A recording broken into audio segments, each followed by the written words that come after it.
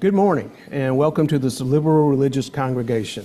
My name is Nathan Holloman, and I'll be your service leader this morning. With me in the pulpit today is John Pavlovitz. Welcome back, John. To all who are yearning for community, come in. Be among us. To all who are just getting started, to all who long to go deeper, to all with tender places needing care, come in. Be among us. To those who have healed and have care to give, for those who are curious and hungry to learn, for those who know they have something to teach, come in. Be among us. For those who are just beginning to suspect that they might nurture others' becoming, to the young and the old, the innocent and the jaded, the fresh in mind and the deeply steeped, there is room here for each and every one. Come in, be among us. We come from all places of our separate lives to this hour. From love and grief, hope and worry, solitude and activity to seek renewal and find celebration. Lifting a cloud of daily concerns, pleasures, and pains, we pause to give thanks, to feel wonder, and to experience the privilege of living.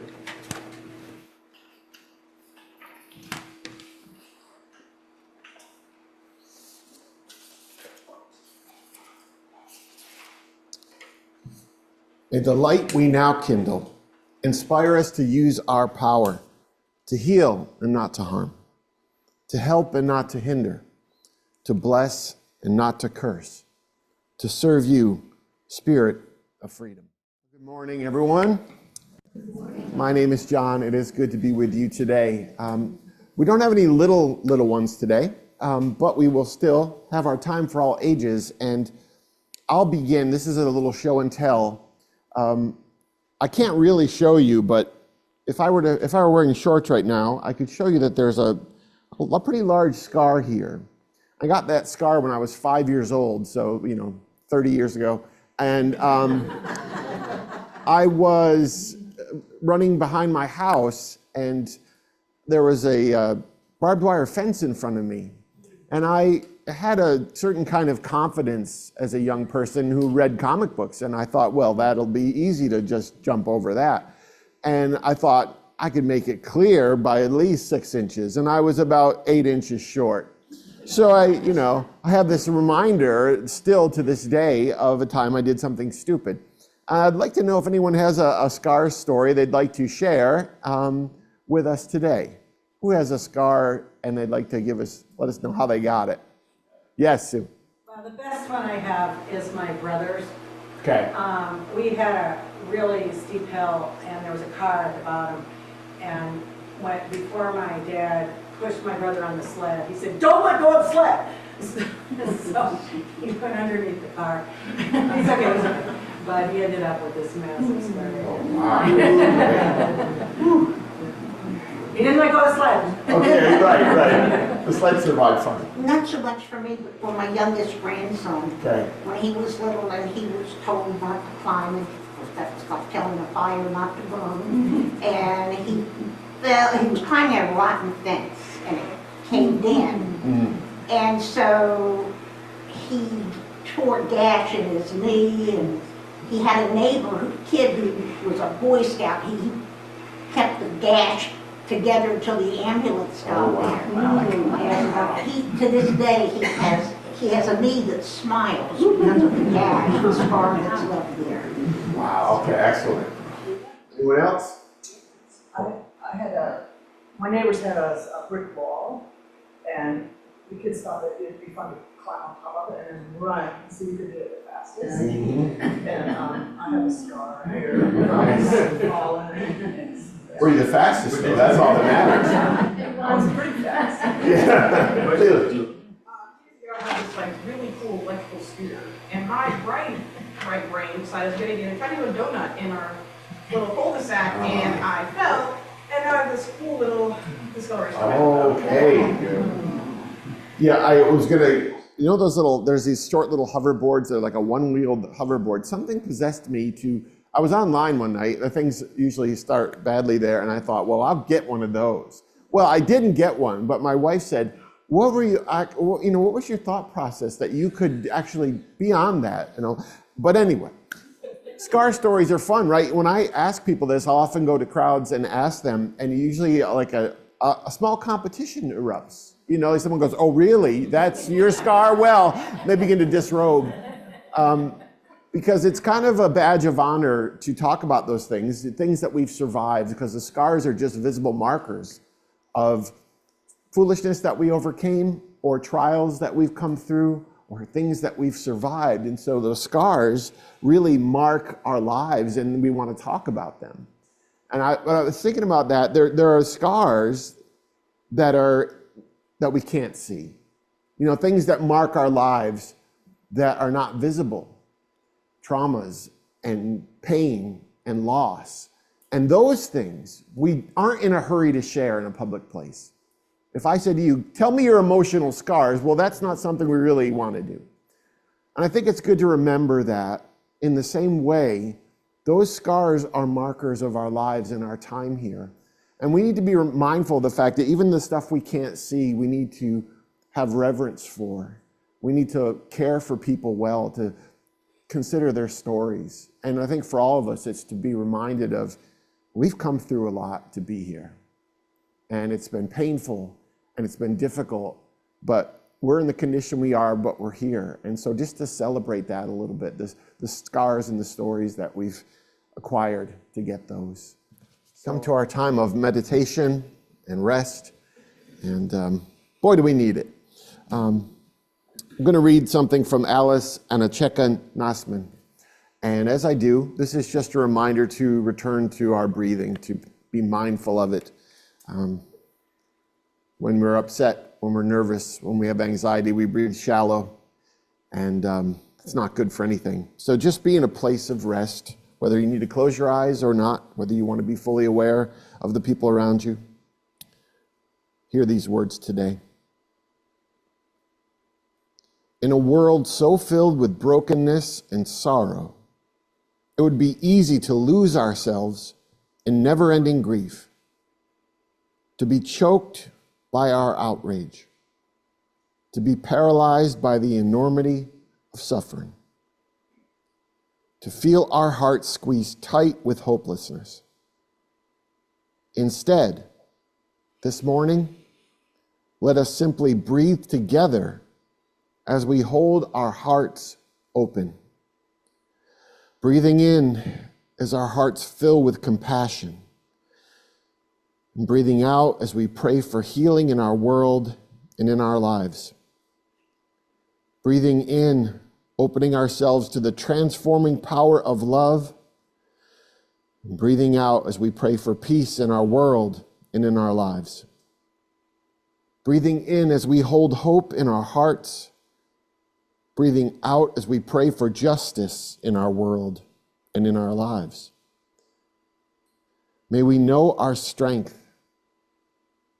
May we be filled with courage. May our love flow from us into this world. Breathing in, we are the prayer. Breathing out, we are the healing. Breathing in, we are the love. Breathing out, we are the peace. Breathing in, we are the hope. Breathing out, we are the justice. May we know our strength. May we be filled with courage. May our love flow from us into this world. Amen. Blessed be. May it ever be so. Rest in these words for a moment.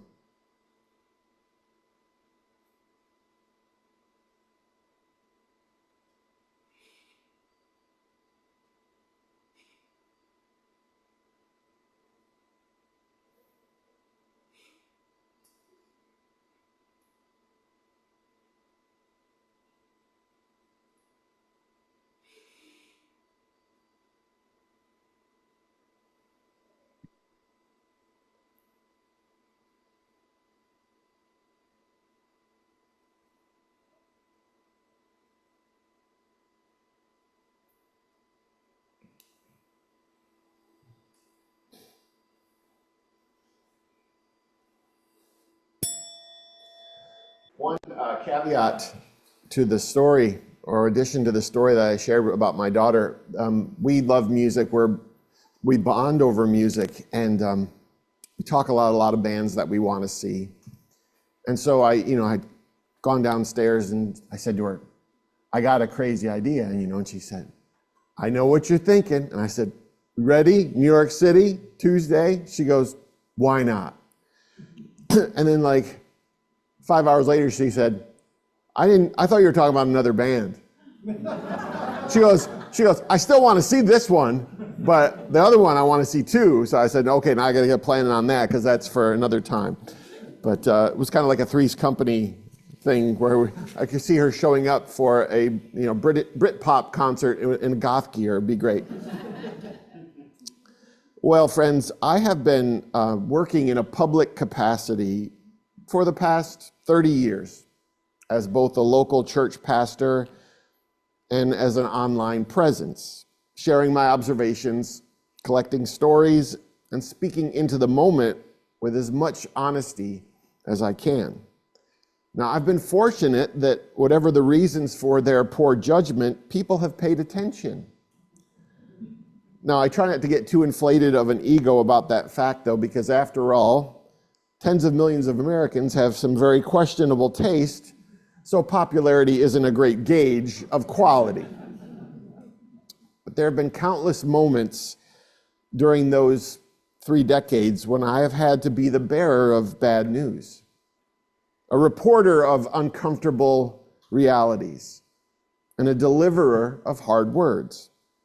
Still, I've always tried to find the hope even when that was difficult, to offer encouragement no matter how dark the days. When the you-know-what is hitting the fan, I've tried to hand out ponchos and cheer good people on.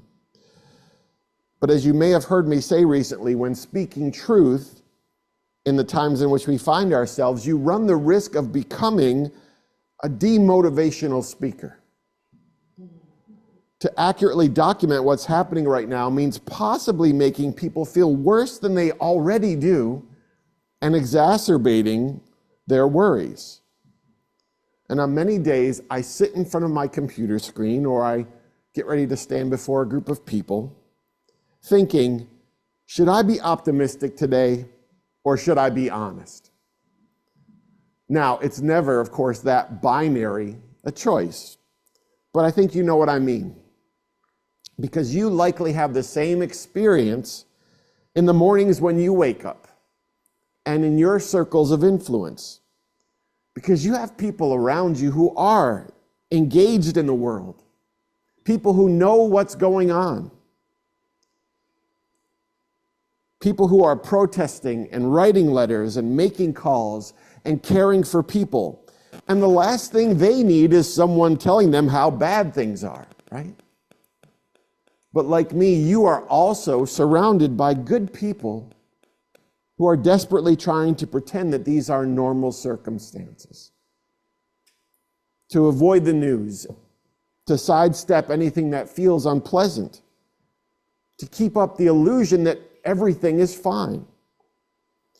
And by trying to draft them into the war for our existential life, by making them aware of what's happening, you're a potential Debbie Downer.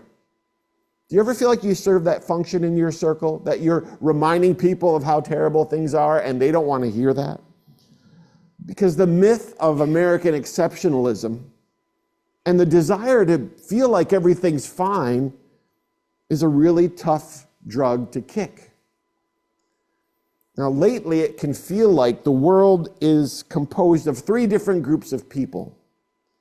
Our adversaries, the people we are opposing, our allies, those opposing them along with us, and the abstainers or the bystanders, those who are choosing to avoid engagement or who don't know what to do and are rendered silent and invisible. Our adversaries, our allies, and the bystanders. Now, those delineations, friends, are all imagined, of course. They're false stories that we create to help us make sense of just how we got here. Who is keeping us here? Who wants something better enough to do something about it and who we need to overcome or outnumber to make that happen. But the reality is, at least in the story that we tell ourselves, most of us want something better than what we have. The best of our faith traditions and the heart of our moral compasses declare that we are interdependent with every human being in this nation and on the planet. As Martin Luther King Jr. says, caught in an inescapable network of mutuality, tied in a single garment of destiny. But we know that right now that network feels a little glitchy. That garment feels a little frayed and torn. Now, a couple of years ago, I was online and someone called me a Unitarian Universalist minister, which is odd because technically I'm not. And then it happened again. And then it happened a couple hundred more times, and I started to wonder why this was happening. Turns out my Wikipedia page says that I am. And since you can't change your Wikipedia page, I guess I am now. But the more I thought about it, the more I reflected on it, I thought about the people who read what I write and identify with some of the things I say. I've come to believe that most decent people are probably Unitarian Universalist in addition to whatever else they identify as. So let me explain this to anyone who is bristling at that idea. Unitarian Universalists, as many who are part of this community know, or you may not know, hold to 7 core principles. I'm going to share them really quickly with you. As you're listening, whether you are a Unitarian Universalist or not, see if you hear anything that you disagree with. 1, the inherent worth and dignity of every person. 2, justice, equity, and compassion in human relations. 3, acceptance of one another and encouragement to spiritual growth. 4, a free and responsible search for truth and meaning. 5, the right of conscience and the use of the democratic process within our congregations and our society at large. 6, the goal of world community with peace, liberty, and justice for all. 7, respect for the interdependent web of existence of which we are all part. Now, I'd be hard-pressed to find religious or irreligious people who follow me online who aren't comfortable with these values in their own lives, whether they ascribe those things to a belief system or simply a way of being in the world. But this is a spiritual community. And by that I mean it's a place where people of faith, morality, and conscience all gather to try and collectively make this world more compassionate and just and equitable than when we found it. And all people of faith and morality and conscience are in a bind right now. Our convictions matter more than ever, but those convictions are more costly than they've ever been. A few years ago, Bono of U2 said, "This is no time not to be alive." And so this morning, we can admit that it's difficult to be a person who feels deeply, who cares deeply, who doesn't want to turn away from the suffering. Now, back when I was a local church pastor, I always used to tell my congregations that the easiest place to be a Christian was in a church for an hour on Sunday morning. Because surrounded by like-hearted people and wrapped in songs and words and prayers and temporarily buffeted against the outside world, it required very little effort to process or to profess belief, to have a strong faith, to make bold declarations. It was all easy. It was another thing to step out of those buildings and into the violent, hateful, terrifying reality and feel as confident as you did when you were in that building. For every human being who believes in the inherent worth and dignity of every person, and respects the interdependent web of all existence of which we are part. This, right now, is where the rubber meets the road.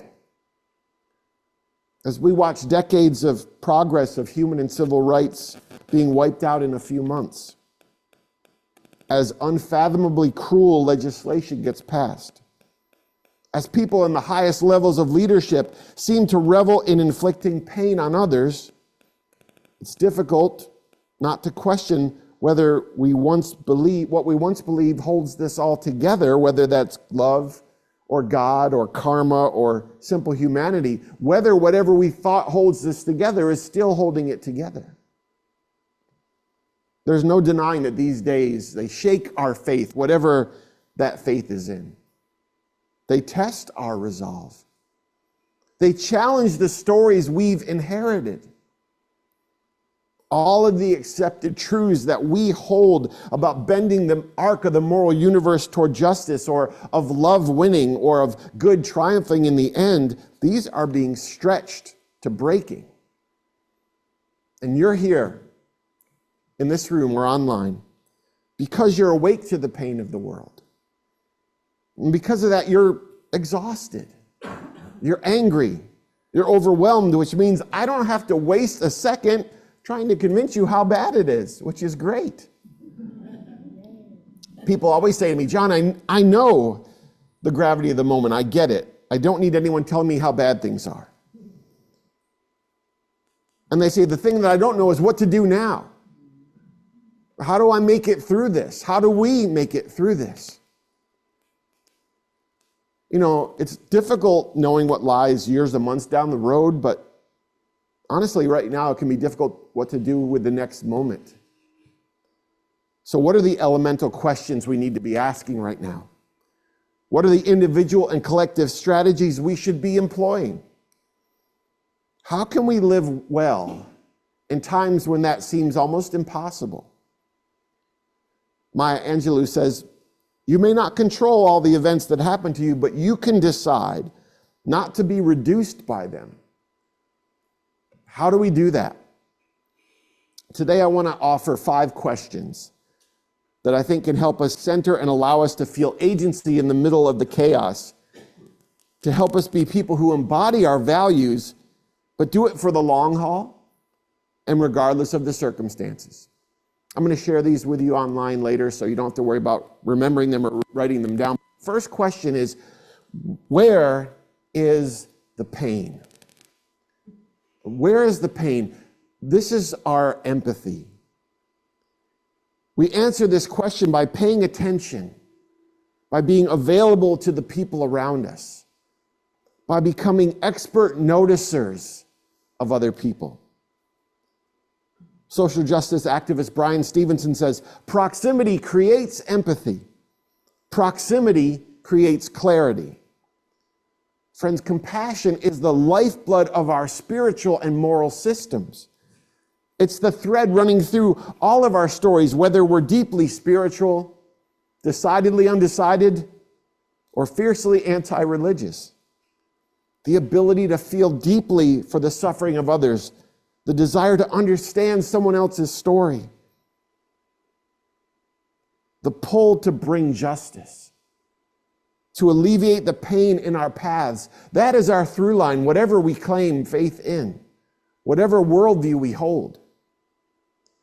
I'm not sure if any of you remember me speaking about the word compassion and where it's derived from. Does anyone remember where compassion has its roots, where that word is? Anyone remember?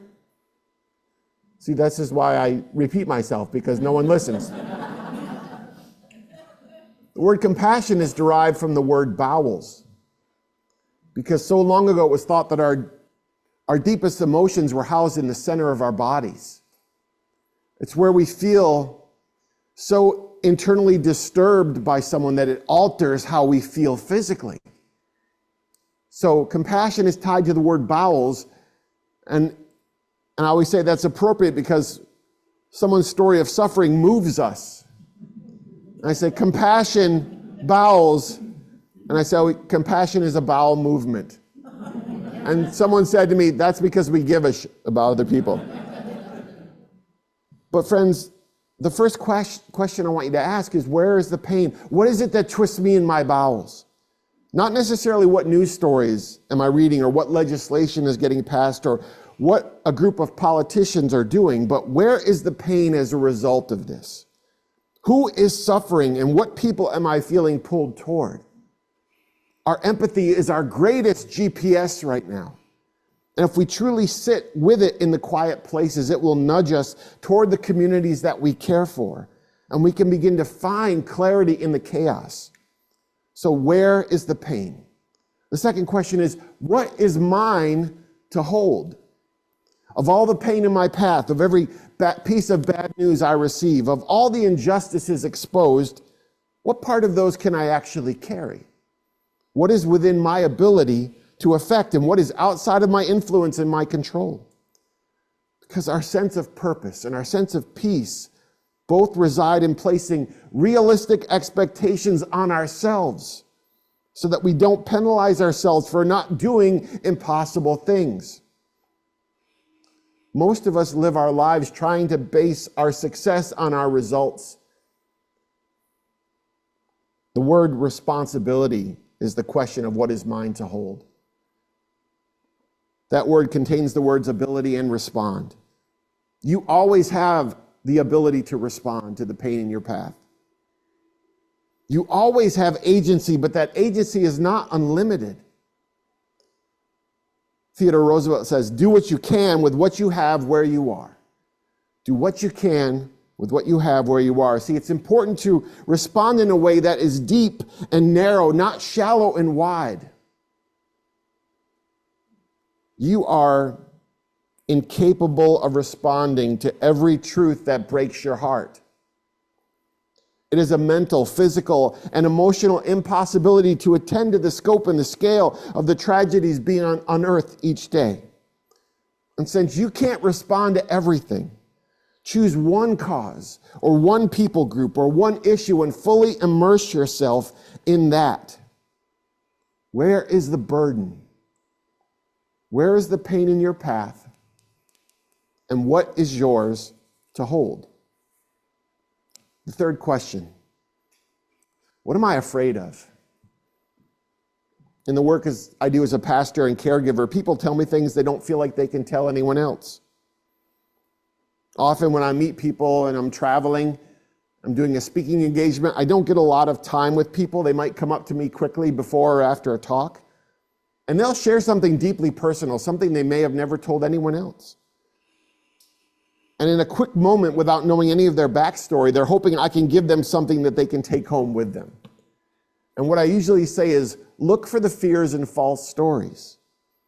Find out what people are afraid of and figure out how those fears might be misplaced or addressed, because no one is at their best when they're terrified, and that includes you. There are three kinds of fear: real, a genuine present threat that needs to be appropriately addressed. There's imagined fear, a threat that we're creating right now that does not exist. And there's anticipatory fear, a future threat that we believe is coming and that alters our present. So as you face the pain in your path and you think about what is yours to hold, are you afraid of something that's real or imagined or anticipatory? Because I think one of the greatest challenges right now is right-sizing our fears and finding the courage to push through that fear and to actually do what needs to be done. Singer Joan Baez said, the antidote to despair is action. What am I afraid of speaks to bravery, to courage. And courage doesn't mean not being afraid. It means choosing to move despite the fear. This is the place where we press through whatever it is that you fear. Fear of failure, or fear of rejection, or fear of pushback. Because these fears keep so many people from moving from noticers to responders.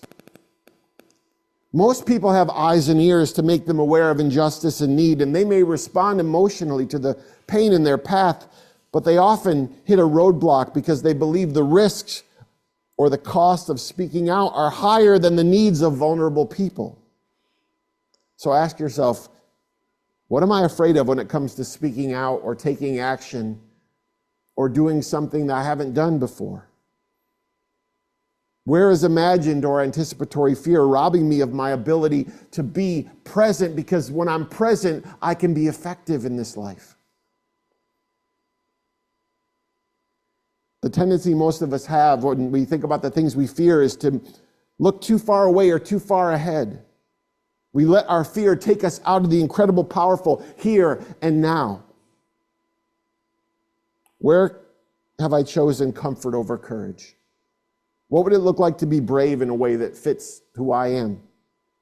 Around whom or in what settings am I most intimidated into being quiet or silent? So where is the pain? It's your empathy. What is mine to hold? What is your responsibility? What am I afraid of? It's your bravery. The fourth question is, who do I think I am? People ask me that all the time. But it's different when you ask yourself, because this speaks to your identity. Oscar Wilde says, the smallest acts of kindness is worth more than the grandest intention. Showing up in this moment, friends, isn't primarily about what we actually do. It's about who we are, the kind of people we want to show up in the world as. So as we move through these really difficult days, yes, we want to find tangible, measurable ways to effectively change the world around us. But at the core, these days are about the human beings we choose to be, because the human beings we choose to be, they are regime proof.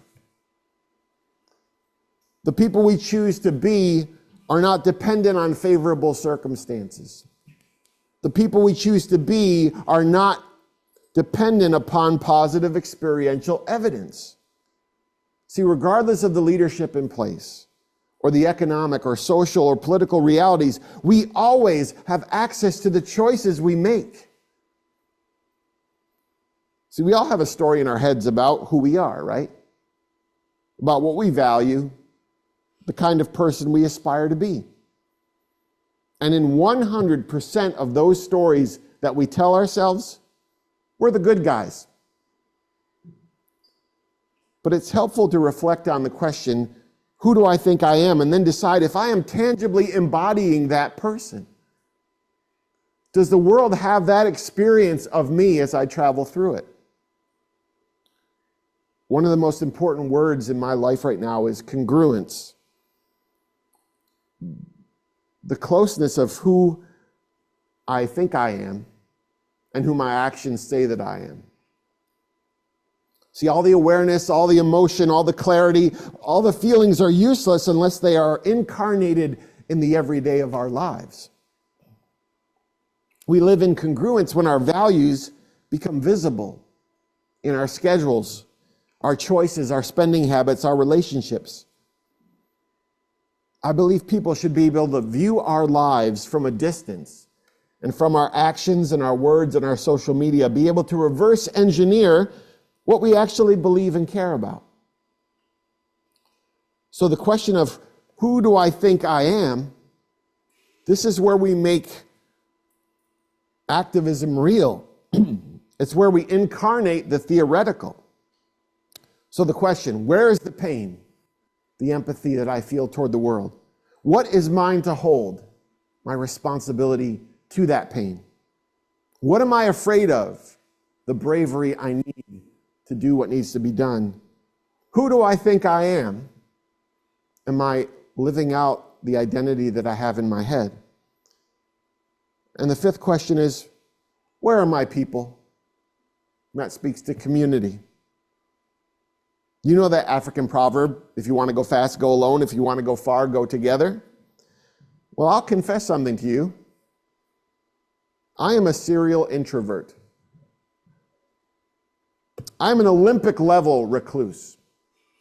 If left to my own devices, I can easily spend days or even weeks relatively alone outside of my family and a couple of people. In fact, if I wasn't scheduled to speak here right now, I would be at home. Now, I know community is essential because I'm about to tell you that. I can preach that really well. And yet community is one of those things that I will avoid. I mean, I love canceled plans, but that's another story.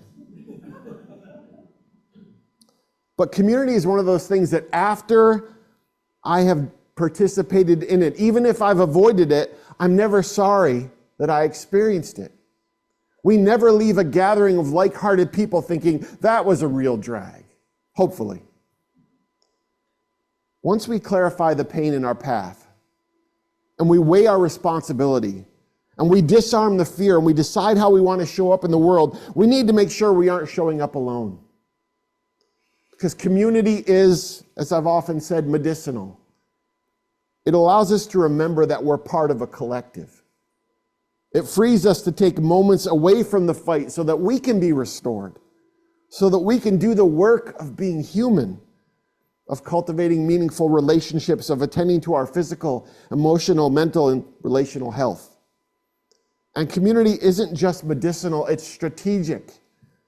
It gives us newer and better questions. It exposes us to different stories, sometimes more accurate stories than we've had in our heads.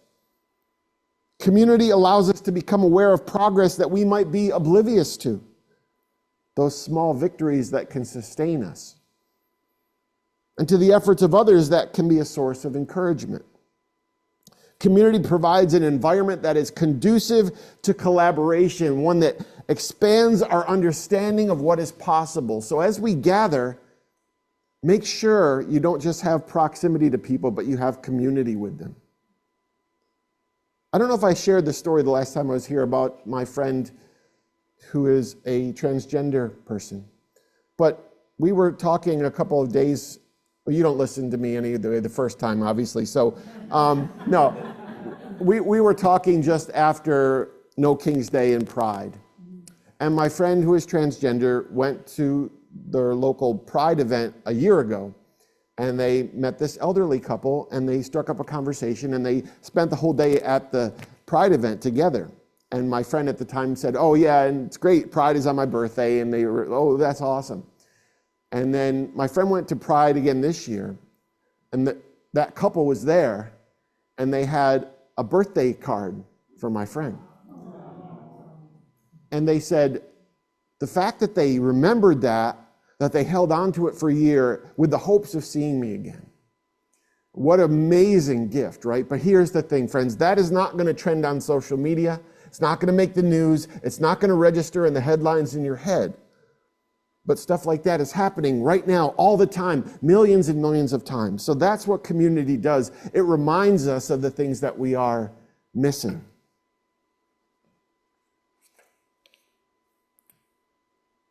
Much of our fatigue comes from the perception that we're the only ones doing what we're doing. That if we pause and rest, that the work will pause too. But this is inverted narcissism, and it's exhausting. I think of community as being on a road trip with someone and being able to sleep while they drive.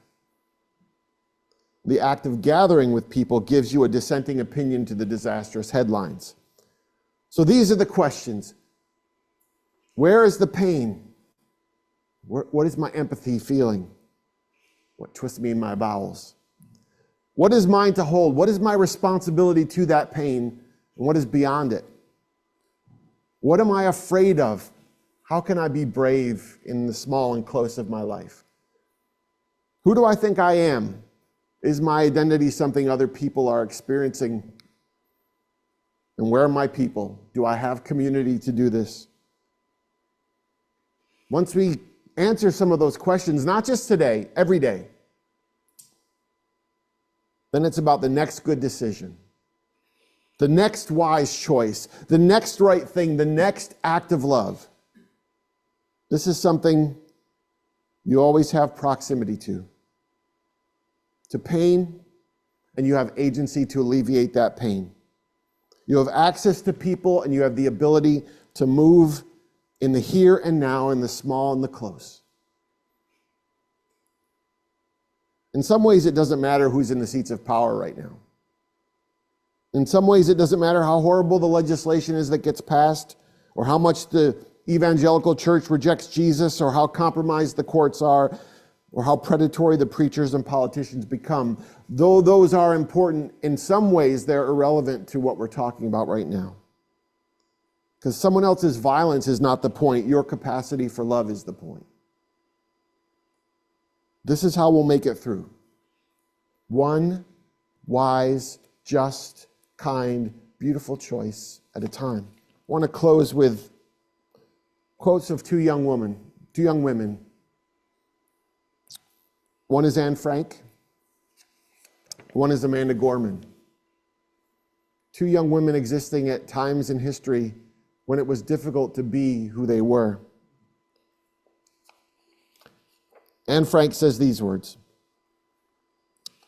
"In spite of everything, I still believe that people are really good at heart. I simply can't build up my hopes on a foundation consisting of confusion, misery, and death. I see the world gradually being turned into a wilderness. I hear the ever-approaching thunder which will destroy us too. I can feel the suffering of millions, and yet if I look into the heavens, I think it will come out right, that this cruelty too will end and that peace and tranquility will return again."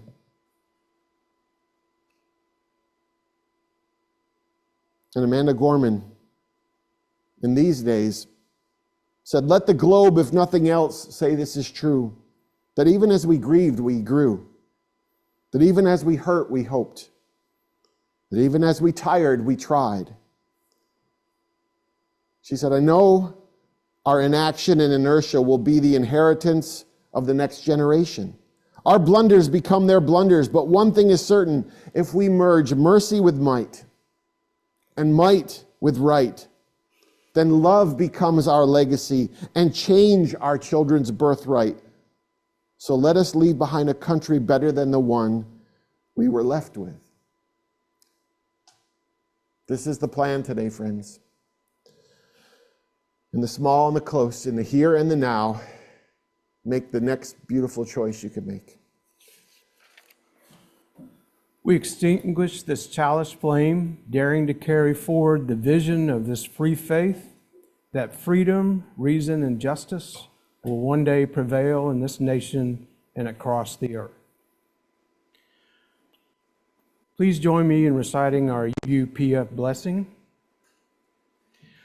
Bless us with hope, bless us with care, bless us with love, bless all we share, blessed be. Amen, Shalom, Salam, Namaste, Ashe.